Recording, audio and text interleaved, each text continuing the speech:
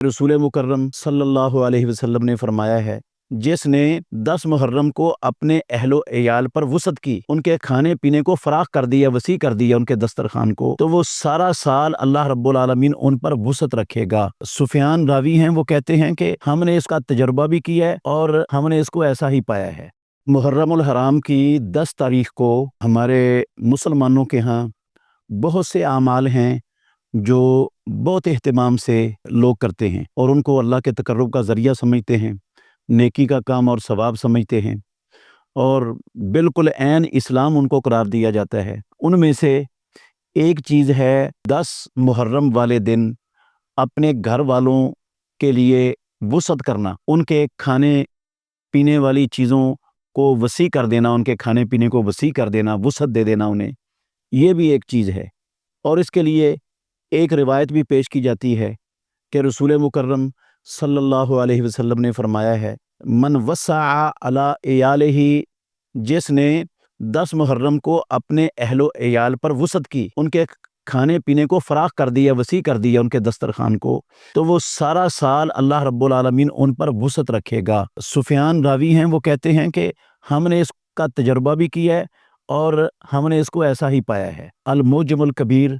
इमाम तबरानी की किताब के अंदर ये हदीस है। इसी तरह शुआबुल ईमान इमाम बहकी रहमतुल्लाह अलैह की किताब है, उन्होंने इसमें भी दर्ज की है ये हदीस। इमाम बहकी रहमतुल्लाह अलैह फरमाते हैं कि इस हदीस की तमाम असानीद ज़ईफ़ हैं,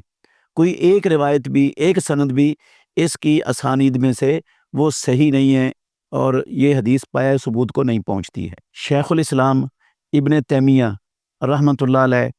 अपने मजमू फतावा की जिल्द नंबर 25 और सफ़ा नंबर 300 पर इस हदीस को मनगढ़ंत मौजू और खाना साज करार देते हैं कि यह हदीस गढ़ंतल है, मौजू है, ख़ुद साख्ता है, इसका रसूल मुकर्रम सल्लल्लाहु अलैहि वसल्लम के साथ कोई ताल्लुक़ नहीं है इस चीज़ का, इस बात का, और ना ही सुफियान सौरी का ये कौल उसकी सनद कोई दुनिया में मौजूद है। इसी तरह अल्लामा नासरुद्दीन अलबानी रहमतुल्लाह अलैह, उन्होंने भी अपनी किताब सिलसिलतुल अहादीसुल ज़ईफ़ा वल मौज़ूआ के अंदर इस रिवायत की तमाम असानीद को ज़ईफ़ करार दिया है और इंतहाई दर्जे की ज़ईफ़ करार दिया है और कहा है कि इस तरह की इंतहाई ज़ईफ़ असानीद वो कभी भी काबिले इस्तेदलाल, काबिले एतमाद और काबिले हुज्जत नहीं होती। तो ये मौजू के करीब करीब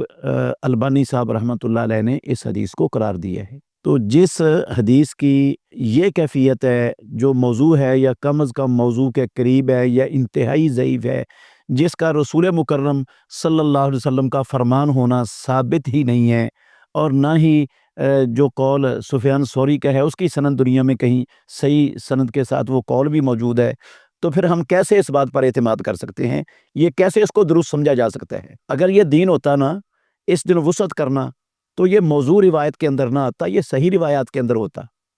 सही हदीस के अंदर मौजूद होता। अगर इसमें वुसअत करना ये इस्लाम में दुरुस्त होता और ये बरकत का बायस होता और सारे साल में उन लोगों के घर वालों के लिए वुसअत अल्लाह रब्बुल आलमीन कर देता होता, तो ये सही सनद के साथ हदीस के ज़ख़ीरे में मौजूद होना था। इसलिए इसको बुनियाद बनाकर ये अमल करना, ये भी बिदअत के ज़ुमरे में आएगा और बिदअत गुमराही है। और रसूल मुकर्रम सल्लल्लाहु अलैहि वसल्लम ने फरमाया, कुल्लु बिदअतिन ज़लाला व कुल्लु ज़लालतिन फिन्नार, और हर गुमराही का अंजाम जहन्नुम है। अल्लाह ताला हमें ऐसे आमाल से